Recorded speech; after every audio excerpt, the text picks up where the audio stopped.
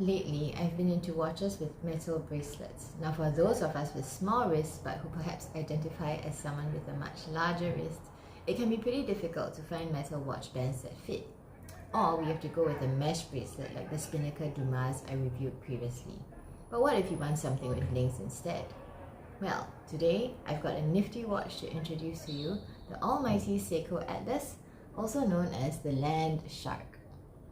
Now the reason they called it that is because it's a field watch and a dive watch rolled into one, a veritable surf and turf if you may. So if a normal dive watch didn't already remind you that you don't even dive, don't worry. This one will also remind you that you don't hike either.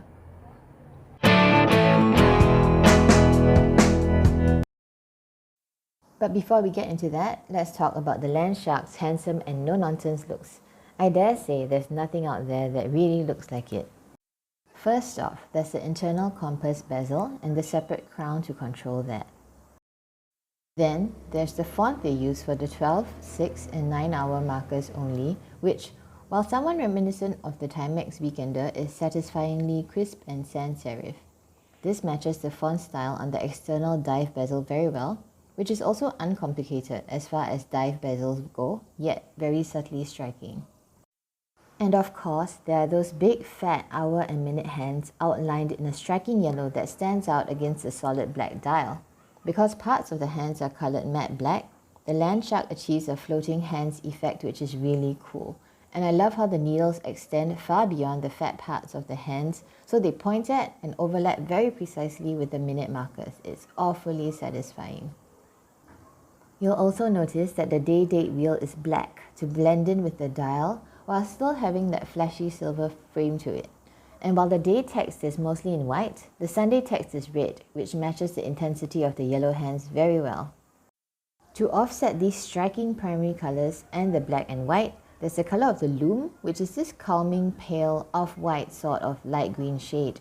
This actually is the exact shade as those plastic glow-in-the-dark toys you buy for $1. No super luminova on this for sure. And other reviewers have been quite disappointed in the loom, but I think it actually works on this watch. It's probably the exact same type of loom that I had on my plastic Casio or Seiko watch when I was a kid. And for me, it brings back warm memories of when I was 9 years old and used to just stare at the dial in the dark under the sheets and be fascinated with how it glowed.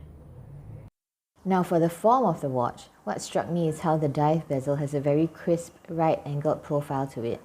Even the way they lined up the little teeth on the side of the bezel is in a 90-degree grid sort of formation, which is quite unique, in addition to providing a good grip.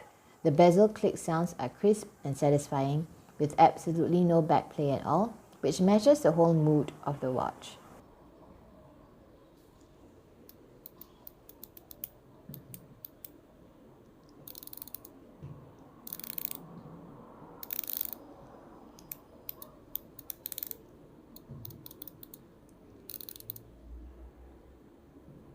In a nice contrast with the right-angled profile of the bezel, the internal compass bezel slopes down gently to the dial and is matte rather than shiny.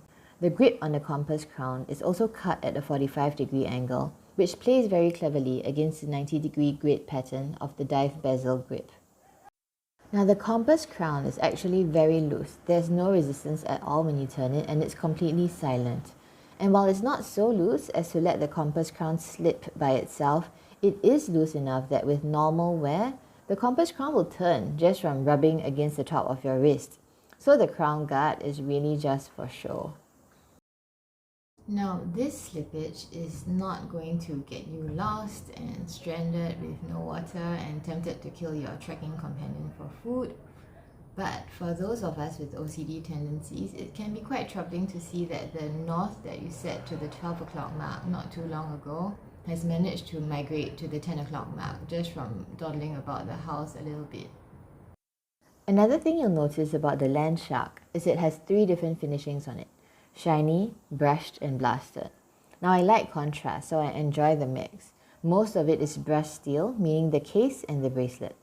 The bracelet glimmers with these hints of shiny polished metal at the intersection of each link, and the outward facing end of the main crown is polished. I also like how they have this extra polished plate on the compass crown guard, which they make appear as though it's been screwed down. I'm pretty sure the screws are fake. Interesting bit is the bead blasted or sand blasted parts. They've applied this only on the side of the case. There's a model besides this one which has a blue dial, and apparently that one has brushed case sides instead of blasted. Now that might have been a more consistent style choice, but this works for me because I love the feeling of blasted finishes and it just adds to the understated quirkiness of the watch. Now let's touch on sizing. To make the metal bracelet fit on my just slightly under 5 inches 15 centimeter wrist, I had to remove a total of 5 links, including one of the links that didn't have an arrow on it. They usually advise you against that because those things may not be made for removal, but in this case, the pin came out as easily as the ones with the arrows and looked identical. After removing the 5 links, the watch looks a bit weird from the side. The bracelet forms a weird, bottom-heavy, trapezoidal kind of shape because of the length of the clasp.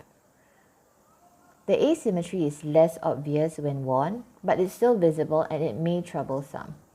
The Rolex Oyster-inspired links are very elegant though, and are also solid links. They feel reassuringly secure when I wave my wrist around, and the clasp is comfortable when I rest my hand on surfaces, like when I'm typing out this review.